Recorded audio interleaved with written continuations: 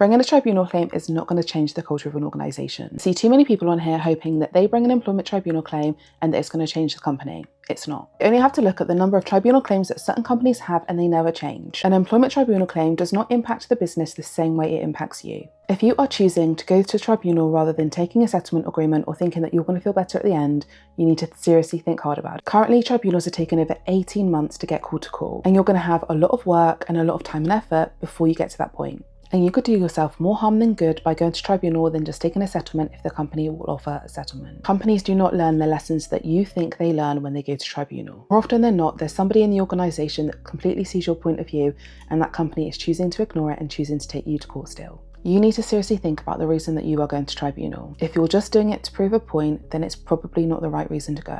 Of course, there are people that feel better once they've been to tribunal, but that isn't always the case. And of course, if you choose to go to tribunal over taking a settlement, there is a chance that you could end up with nothing. You could also end up with less than what they offered you in the settlement agreement. And let's not forget that tribunals can be public record. When you're going to tribunal, you need to think about you and not about what the employer is going to feel at the end, because they likely aren't going to feel much. Because in the 12 to 18 months that it takes you to get to tribunal, you could have moved on, found a better place, feel much better within yourself, rather than stringing along that stress for the next 12 to 18 months. You could actually be doing yourself more harm than good by actually just taking a settlement if they would offer it and moving on. Of course, if they aren't going to offer a settlement agreement, then going to tribunal is going to be your only way. If the only reason you're going to tribunal is because you want your day in court or you want the company to suddenly realise that they were in the wrong, the likelihood is that isn't going to happen and you're dragging yourself through unnecessary stress.